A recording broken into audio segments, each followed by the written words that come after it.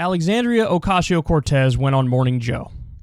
Now, in a world that makes sense, she'd go on Morning Joe and she would run circles around them and she would, talk policy and make them look silly and all that stuff. That's not what happens here. She goes on Morning Joe to yuck it up with establishment media cretins, and there's this little exchange which is the most damning admission I've ever seen. Take a look at this. The Democratic Party. And over the past 3 or 4 months, we've talked a lot about Joe Manchin. We've talked a lot about getting to 50 votes. We've talked a lot about whether it's possible to get to 60 votes. We've talked about the filibuster. I have noticed that you and Bernie and let's just say some of the more high-profile progressive leaders, that you all have held your tongue far more than when I was in Congress. Thank you for the credit. and I was on the other side. We would complain every 3 minutes about it doesn't cut enough. We're not getting close enough to balancing the budget. And I'm just, I've been curious. First of all, have you done it? Because we could never do it. Is there more of a plan to let the moderates work through this, let them try to get to where they go, and then we work behind the scenes and meet them behind the scenes? I do think that there has been a large amount of behind the scenes work. That breaks my heart when I see that. That breaks my heart when I see that.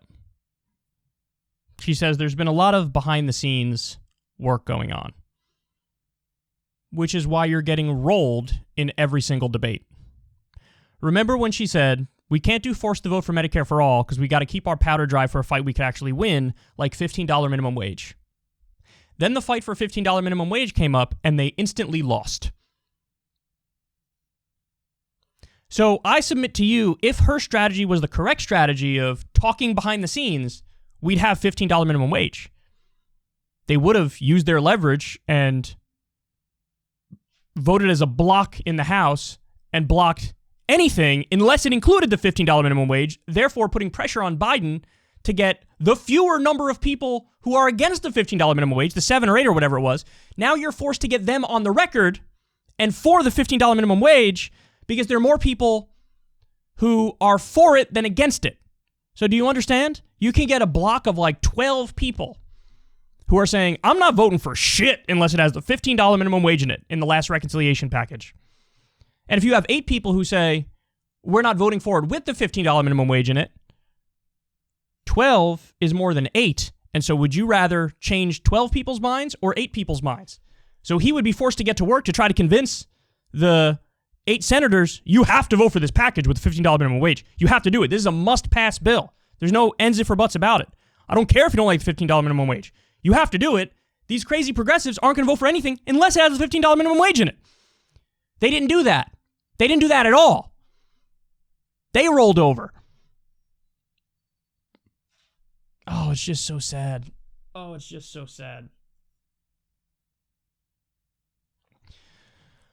So, Joe Scarborough actually said something interesting there. He said to her, is your plan to let the moderates work through it and then you interject and then you bring up your concerns? And she basically says, yeah, we're working a lot behind the scenes. I already explained why behind the scenes never works.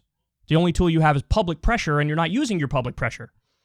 You're not going to beat these insider goons, these elites at Machiavellian backroom politics. You're always going to get destroyed because that's their home field. Your home field is the public. But her response was basically like, yeah, that's sort of what we're doing because we're working behind the scenes. So in other words, she's saying, let the moderates take the lead, and then we say, oh, I don't like that, or I don't like that, or I want to change this, or I want to change this. Well, guess what, guys? You'll know this if you've ever been in sales. Whoever makes the first offer has the advantage. Because then you've laid the groundwork and set the terms, and then people only feel like they could deviate so much from what the first proposal is. And so, if you charge somebody like, hey, how much is this used car, right? And they don't see that you own it for like, let's say 20 grand. And you're like, oh, it's 35 is how much it would cost you. Then they'll be like, whoa, that's a lot. Can you be more reasonable? What about 32? So you see what happens? You made the first proposal and you really went above what you own it for, above cost. And then their counter proposal would be like, I can't accept it for that much, but I'll take it at 32. So you're still making $12,000 in profit on it. And the reason why you made so much money is you made the first offer. So you have a very big advantage, because they would feel like if they propose 35 for it and I come in at 22, then I look ridiculous, right? So it sort of forces people to be more on your terms. So that's exactly what's happening with these bills behind the scenes. The moderates take the lead. They come up with, hey, here's the bill that we're thinking of. And then the progressives come in. I don't know. I don't like a lot. These bills have nothing in it that's progressive. Would you mind if we get 1 or 2 crumbs of progressivism, please? And then they're like, no, we'll give you 0.06% of a crumb, maybe, and you can fuck off. Okay, thank you. I appreciate it. Guys, they simply don't know what they're doing. This is Alexandria Ocasio-Cortez admitting that the whole reason she was sent to D.C., she's not abiding by it. She's not doing what her mission was. And I know what her mission was because I co-founded the group.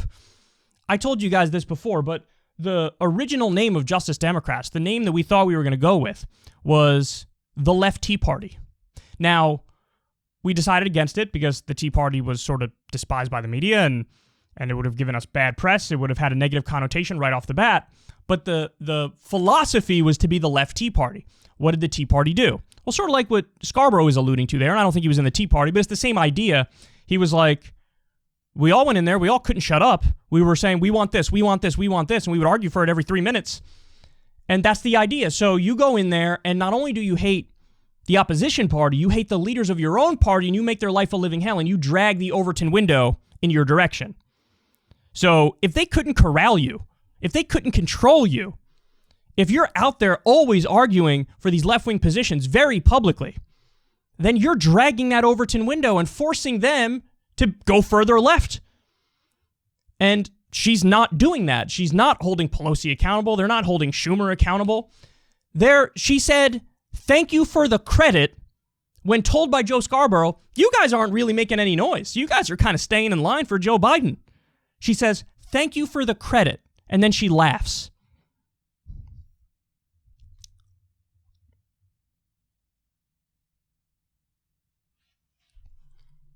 So in other words, they're simply not doing the thing that they were sent there to do. They were sent there to raise hell. She once said, I'd rather be a one-term congressperson that gets something done than be there forever and get nothing done. Well, now, seems like she could be there as long as she wants and she's not going to get anything done. It really does break my heart, guys. The last thing I want to do is come out here and dump on the group that I co-founded. But I got to tell you guys the truth. And I got to tell you, again, it'd be one thing if they were trying the strategy and just failing, because then I could come out here and tell you guys they're literally doing everything they can and it's not working because there's not enough of them or whatever. But they're just not doing that strategy. And since they're not doing that strategy, my job is to come out here and tell you they need to do that strategy. Because the thing that they're trying is not working. And if you don't agree with me, well, let me ask you. We have a Democratic president, a Democratic Senate, and a Democratic House. And we don't have $15 minimum wage. We don't have Medicare for all. We don't have the public option. The list goes on of the things we don't have. We don't have paid maternity leave. We don't have paid vacation time by law. We don't have universal basic income or a recurring check. We don't have any of the things that we say we want the most. None of them. So the proof is in the pudding. You can't have a Democratic president, a Democratic Senate, and a Democratic House, and then all of a sudden you're making more and more excuses. Oh, we need more of you. Okay, but do you really need more when you have enough to block legislation and make demands? You don't. You just need to have a fucking spine and do the thing that we sent you there to do. Guys, you have leverage. You have power. Imagine if the Justice Democrats decided we will block every single piece of legislation from here on out unless and until Biden takes out that executive order pen and eliminates student loan debt. Or they could say, if they want to be a little more reasonable, eliminate $50,000 of student loan debt per person. Or they could say, legalize marijuana and take it off the Schedule 1 substances list. They could say we will block every piece of legislation unless and until he does that. I don't want to hear it. It's not our fault. They're blocking the pieces of legislation. How obstructionist are they? It's not on me, bitch. It's on Joe Biden. All he has to do is sign an executive order that 60% of the American people agree with to legalize marijuana. You're going to blame me when he's standing in the way of what 60% of the American people want? That's not on me. That's on him. I'm representing the democratic will of the American people. He's not. He's authoritarian. He's standing in the way. Imagine if they did that. Imagine if they did that. We're blocking every piece of legislation. They all call a press conference. Alexandria Ocasio-Cortez, Ilhan Omar, Rashida Tlaib, whoever, Jamal Bowman, all of them call a press conference, and they say it very, very clearly. This isn't a negotiation. This isn't a debate. I'm going to make this crystal clear. I'm going to make it super simple. Nothing else will get done unless and until Joe Biden legalizes marijuana and eliminates student loan debt. He has the authority to do it. He has the ability to do it. I don't want to hear any excuses. These are overwhelmingly popular ideas. We're not letting anything through until you do it. Don't get mad at me, get mad at him. He's standing in the way of what the American people want. We will easily step out of the way. All he's got to do is take out that executive order pen and do the right thing. We're done here. 5-minute press conference. And you'd be able to get a lot. They don't want to do it. They don't want to do it. They'd rather negotiate behind the scenes, get Dickie McGeezax from that, let the moderates take control, and then you come in and interject and say, I'd like this little change or that little change. Understand something, guys. I know, I do. Alexandria Ocasio-Cortez and other Justice Democrats truly believe that this is the better way to get more progressive change in the long run. I know that sounds ridiculous, but that is what they think. They think, you need to get along with people in order to get stuff done. You need to be in good graces of leadership in order to get stuff done. So I must stay in the good graces of leadership and take my wins wherever I can get them. They truly believe that they can get more with a carrot than a stick. And that behind the scenes, you must have operational relationships with these people. They definitely believe that. But they're fucking wrong. They're fucking wrong. And if they were correct, and if that was ever the way that the left won, we'd already have a bunch of evidence of it. We have a bunch of examples of it, but we don't have any examples of it. The only way the left ever wins anything is the outside-inside game. FDR was pushed by socialists and communists, and they were throwing their weight around, and they were making demands, and then FDR had to grow a fucking spine and appease his base, and he had to work from the outside. You had the civil rights movement push. Lyndon B. Johnson, a deep Southern racist who threw around the N-word like nothing. Hard ER. And he's the one that signed the Civil Rights Act and the Voting Rights Act? How the fuck did that happen? Pressure. Outside-inside game. That's how. It never works quietly, silently behind the scenes when it comes to left-wing change. It's movements. It's energy. It's the people. It's using your leverage. Using the bully pulpit. All AOC and the Justice Democrats have, all they have, are the people on their side. They're brand new there. They don't have any institutional power. They don't know how to play these Machiavellian games. They're not going to outmaneuver Nancy Pelosi. So why are you fighting it on their turf?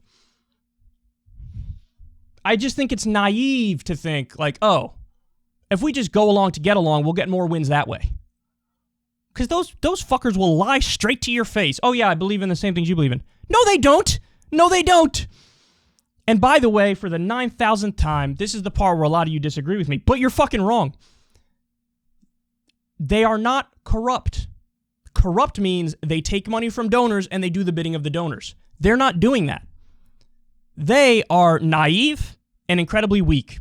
And they're definitely afraid, too, that if they play the outside game, that the media will smear them from now until forever. And they're right about that, but you can fight back and you can smear back, and it doesn't matter that you're not part of the cool kids club anymore.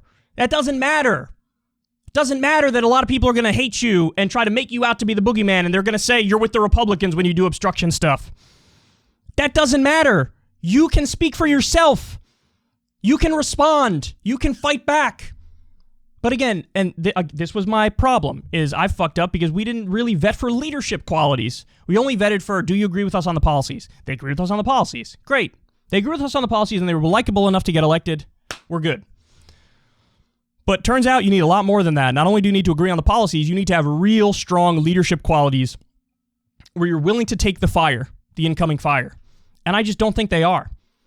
I think Washington has changed them. When I talk about they're not corrupt, I mean financial corruption. They're not taking money from donors and doing the bidding of the donors. But they are effectively rolling over for the people who are like that. So at the end of the day, it doesn't appear like there manifests as much of a difference if you're letting Pelosi and the corrupt ones run the show and you're barely making any changes and barely getting anything done, if getting anything done at all. So I need everybody to understand there's a qualitative difference between being corrupt and being naive and weak, and they are definitely naive and weak. And that's not a defense of them, it's just an objective statement of what is true.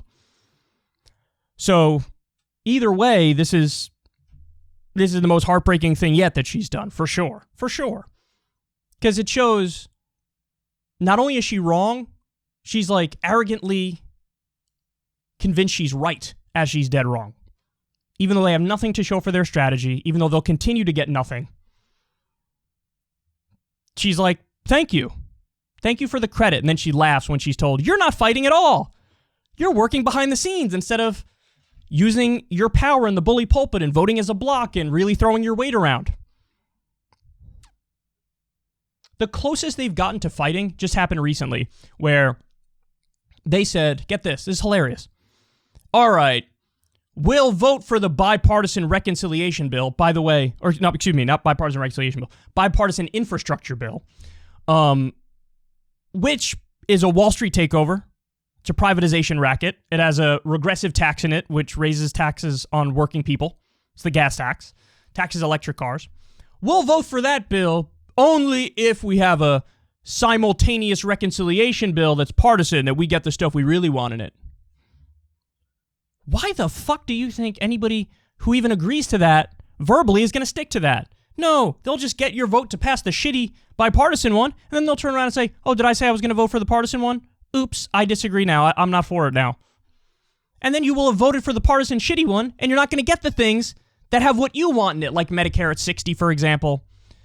There's a bunch of good things in the partisan one that Schumer and Bernie came up with. But that's just, honestly, this is just a trick to try to get progressives in line to vote for the bipartisan one, and then the partisan one will fail, and they'll be like, fuck, well, we tried, and it didn't work. No, you say, put it all in one bill, and here are my red lines. I won't vote for it if it has X, Y, and or Z in it, and I will vote for it if it has this in it. Actually throw your weight around. What, like a weird half-assed way to fight? It's really a way to get rolled, and that's what would happen. That's the closest they've come to fighting, is by saying, I'll vote for your shitty bipartisan infrastructure bill if we also do a reconciliation bill. Okay, but the bipartisan one will pass and the reconciliation one won't, and you'll look ridiculous. God, man.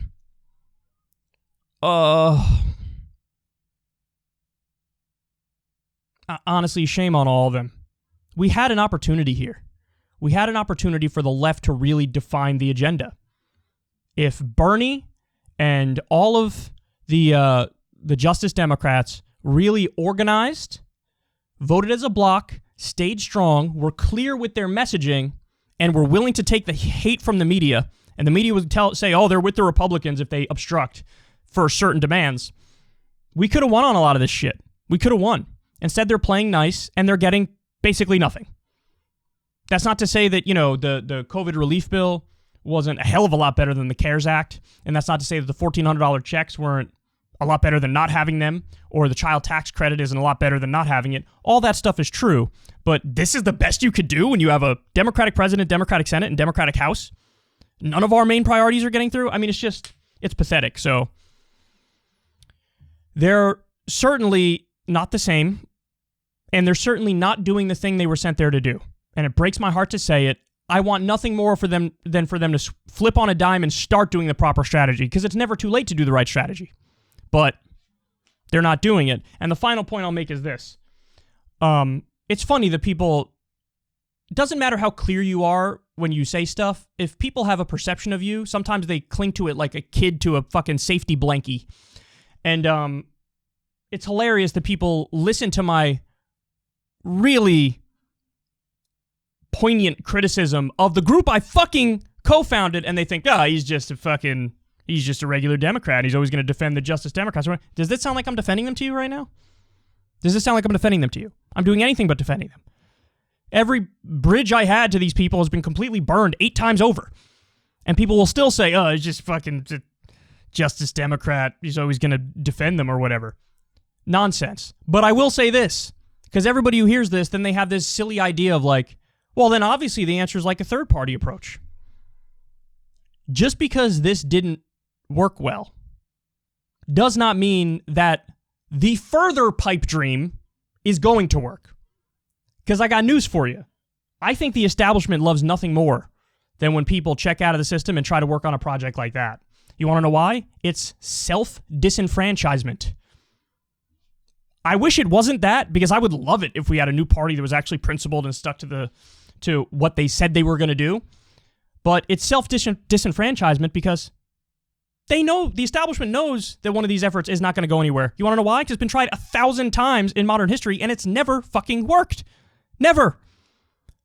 Look at the Green Party. Look at the, what's it called? The one that Jesse Ventura and Trump, or I think the Reform Party or something like that. This has been tried 1,000 times over, guys. And the thing that's extra pathetic is that in those instances, they can't even get universal ballot access. Like, see, to me, that's step one. Step one is, can you get ballot access? Because if you don't have ballot access, you are literally just wasting everybody's time. It is self-disenfranchisement. Now, if you get a party created and you get universal ballot access, well, now you're talking, because at least you're in the game. If you don't have ballot access, you're not in the fucking game. None of these, even the Green Party, which is like the most successful of all of the left-wing third parties, they only had ballot access in like 46 or 48 states. So, they want you to waste energy on something that can never succeed. That's what they want you to do. That's what they want you to do. Now, again, this isn't me saying that our approach did work, because it didn't work. They're not even doing the strategy that they were sent there to do. But this is me saying that if you think it's as simple as, well, the answer is just start a third party from scratch. Again, I brought this example up 1,000 times, but that's like saying, yeah, we'll just get RC Cola to be more popular than Pepsi and Coca-Cola. Good luck with that. No, I mean it. Seriously, good luck with that. If you get the ballot access and you try to do it and you succeed, I'll fucking genuflect at your altar, dog. But I find it really silly that people who otherwise consider themselves like truth tellers are not being honest about the prospects of doing it that way. And this idea, like, why is it viewed that, like, well, you guys failed, but third parties didn't fail? Not only did they failed way worse and way earlier than we failed. I'm not kidding about that. Like, go ahead, you look. When were all these third parties, left-wing third parties created? And how many people have they gotten elected? Somehow they get a mulligan and none of their failures count, but ours do count? That makes no sense. How long have these parties existed? How many Green Party members or People Party members do we have at the state level anywhere? Even the state level anywhere. How many do we have in Congress? How many do we have in the Senate? You can't even get a congressman or a senator elected, and people think there's going to be like a president who gets in there in how long? Obviously, nobody in their right mind can believe it could happen now or in the next election cycle or the one after that. What is it, 100-year project? Do we have 100 years to waste? And so there's people who are like mad at Nina Turner, for example, for running as a Democrat. That's literally the dumbest thing I've ever heard in my life. Clearly, if you want to win and you want to win right now, you don't have a fucking choice. You don't have a choice. Guys, nobody who tried the strategy of taking over the Democratic Party for the actual left, nobody who tried that strategy actually likes the Democratic Party. None of us do. We fucking despise the Democratic Party. We despise them. We're trying to use whatever vehicle is the easiest and the quickest to get the change and get it now. That's the idea of it. So I just want everybody to understand, sometimes people hear the things I say and how much I go after Justice Democrats and think like, well, obviously, so that strategy is totally done now. So now we got to try this other one, which is even harder and has failed even worse. And that's use your brain. That doesn't make sense. That doesn't make sense. But I don't want to end this on a doomer note, because I do have good news for everybody. The good news is, and this is what we all agree on, Whether you're doing some third-party shit or you were doing the Justice Democrat shit, there are tried and true methods that will always work. Always. So, for example, do everything you can to increase unionization. Work hard. Organize on the ground. Do unionization. That's one thing that definitely will work. Protest movements. Working for protest movements or trying to organize the granddaddy of them all that could have a real effect, a general strike. That can get changed, and that can get changed quickly. It's just really hard to organize it, but it can be organized. Okay, that's another thing. And the other thing is specific issue advocacy. So, namely, it's not even like, oh, we need to get the different people elected so then we could work on it. No, it's, I don't give a fuck who's in there. You give me whoever's already in there, and let's work on these fuckers right now. So take a specific issue, you organize like a motherfucker, and you do everything you can right now to get your issues implemented. So if you happen to be at the state level, or if you happen to be doing something locally, a lot of places have direct ballot initiatives. Try to get whatever the main issue is that you care about, whether it's universal health care, legalizing marijuana, whatever. Try to get something voted on directly at the state or local level. And they have those things. And oftentimes, the left wins on those things. I told you this. I tell you guys this all the time. When it comes to direct ballot initiatives, the left wins like 80% of the time. Whether it's legalizing weed, raising the minimum wage. We've gotten a number of minimum wage increases by doing direct issue advocacy. So I'm not here to rain on everybody's parade. And even though I'm very vituperative, I wish anybody luck who's still trying to take over the Democratic Party for the actual left positions. I want nothing more than Nina Turner to win. And even though I'm incredibly hard on them, the Justice Democrats and third-party people, I still wish you success, even though I think it's self-disenfranchisement and largely wasted energy. I still wish you success if you're actually going to win on the policies. But the thing that we all must unite on and must agree to, have to, there's no ifs, ands, or buts about it, increasing unionization, organizing, protest movements, general strike, and specific issue advocacy. That's what we all have to agree on. We have to take the lemons that we have right now, and there's a lot of lemons, and turn it into lemonade. Because we don't have the luxury of just sitting back and waiting. So, there it is, guys. There it is. I'm more than happy to admit that the Justice Democrats experiment failed. But you know what else has failed? The third-party efforts. They failed, and they failed way worse. They never got anybody fucking elected. They can't crack fucking 5% in a general election. So, it's all failed. But that doesn't mean you stop working. You still keep fighting. You still try the all-the-above approach. But first and foremost, all the efforts, unionization, protest movements, general strike, and specific issue advocacy. That's my breakdown and as I see it right now. If you want to see me and Crystal Ball interview legends like Noam Chomsky, Cornel West, and more, subscribe to Crystal Kyle and Friends on Substack. $5 a month gets you the video version a day early. Remember, we take 0 ad dollars for this podcast. Or you can sign up on Substack for free and get the audio version a day later. Link in the video description box below.